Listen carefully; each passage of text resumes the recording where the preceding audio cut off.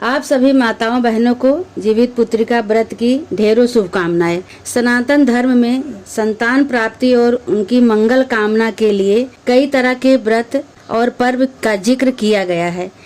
इन्हीं में से एक है जीवित पुत्रिका या जितिया पर्व। हिंदू पंचांग के अनुसार प्रत्येक वर्ष आश्विन माह की कृष्ण पक्ष की अष्टमी को जितिया व्रत किया जाता है। हर साल महिलाएं अपनी संतान की सुख समृद्धि और दीर्घायु होने की कामना के साथ ये व्रत रखती हैं। मान्यता है कि जितिया व्रत करने से संतान की लंबी उम्र होती है और उनके जीवन में किसी भी प्रकार की विपदा नहीं आती है। धार्मिक मान्यताओं के अनुसार जो कोई भी महिला जीवित पुत्रिका व्रत या जितिया व्रत करती है, उसकी संतान पर कोई भी संकट नहीं आता, साथ ही संतान का जीवन सुख से भर जाता है।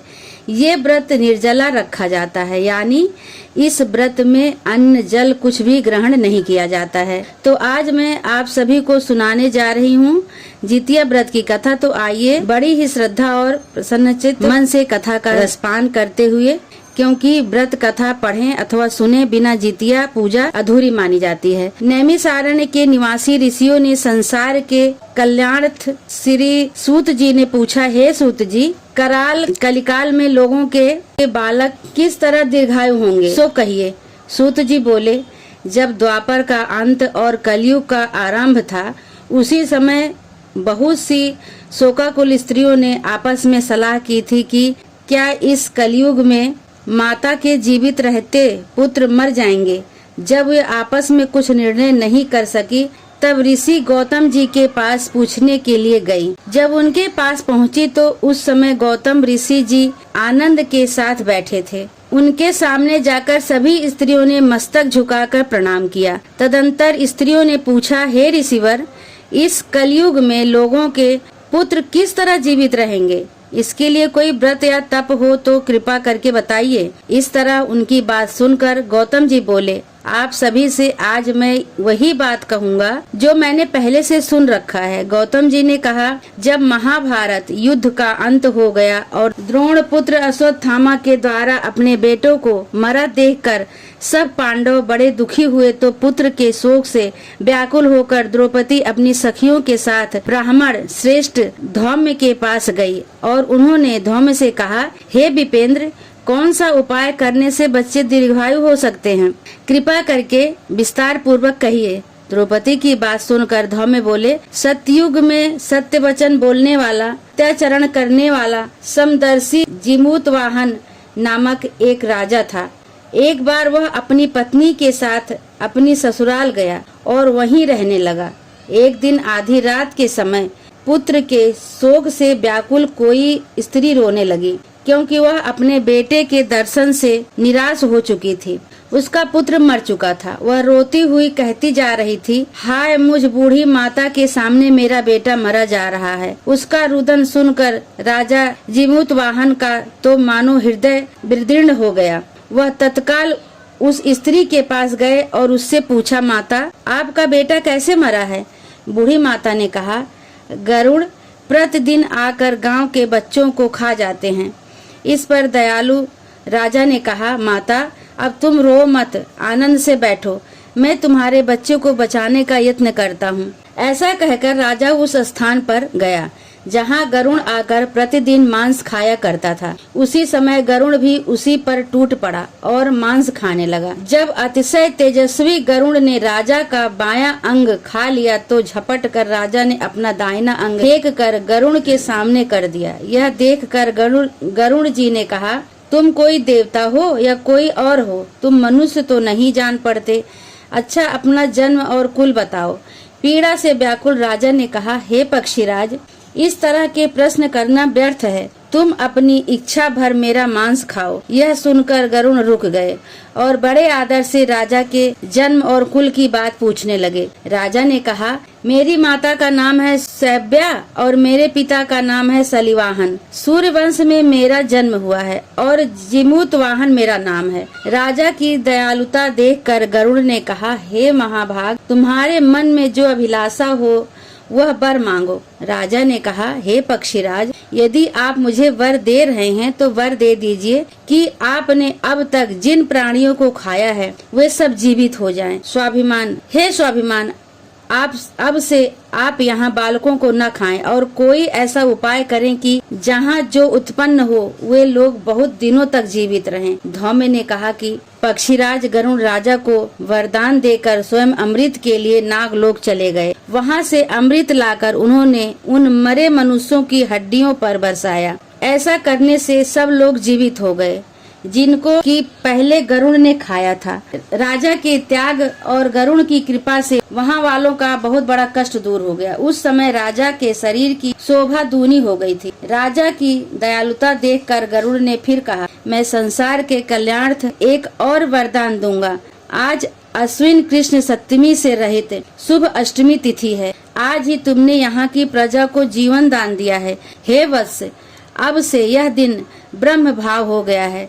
जो मूर्ति भेद से विविध नामों से विख्यात है, वहीं त्रैलोक्य से पूजित दुर्गा अमृत प्राप्त करने के अर्थ में जीवित पुत्रिका कहलाती है। सो इस तिथि को जो स्त्रियां उस जीवित पुत्रिका और कुश की आकृति बनाकर तुम्हारी पूजा करेंगी तो दिनों दिन उनका सौभाग्य बढ़ेगा और वंश की भी बढ़ोतरी होती रहेगी। हे महाभाग, इस विषय में विचार करने की भी आवश्यकता नहीं है।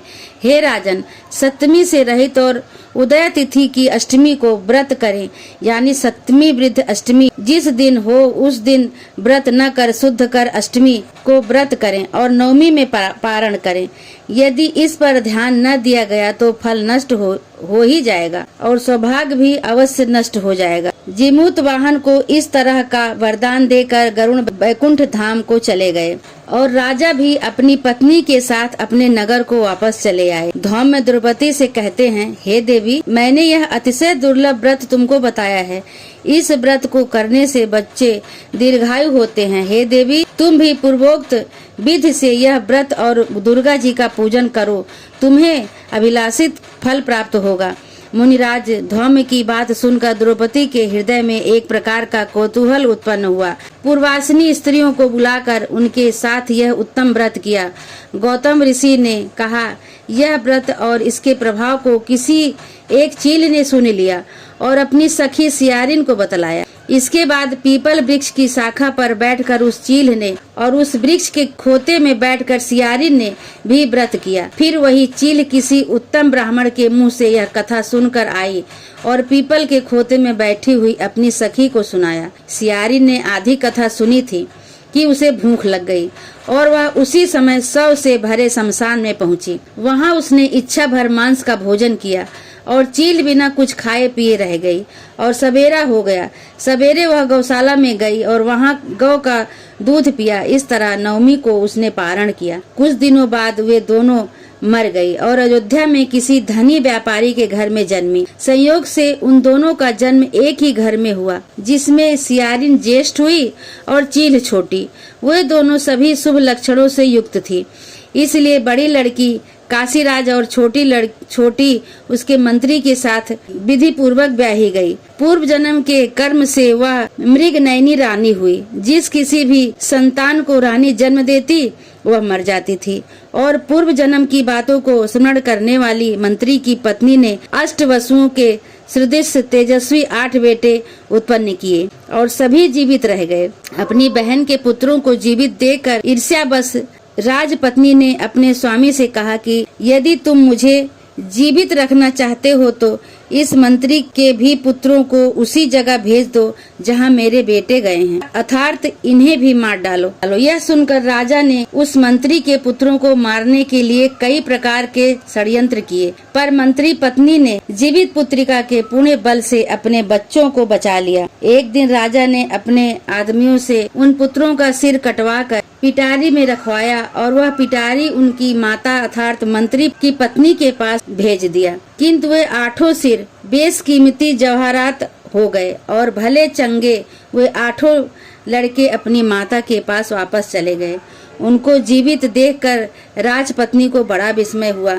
अंत में वह मंत्री की पत्नी के पास आई और उसने पूछा, बहन, तुमने कौन सा ऐसा पुण्य किया है जिससे बार बार मारे जाने पर भी तुम्हारे बेटे नहीं मरते। इस पर मंत्री की पत्नी ने कहा, पूर्व जन्म में मैं चील थी और तुम सियारिन। हमने और तुमने साथ साथ जीवित पुत्रिका का व्रत किया था। तुमने व्रत के नियमों का भली भांति पालन नहीं किया था और मैंने किया था। इसी दोष से हे बहन तुम्हारे बेटे नहीं जीते।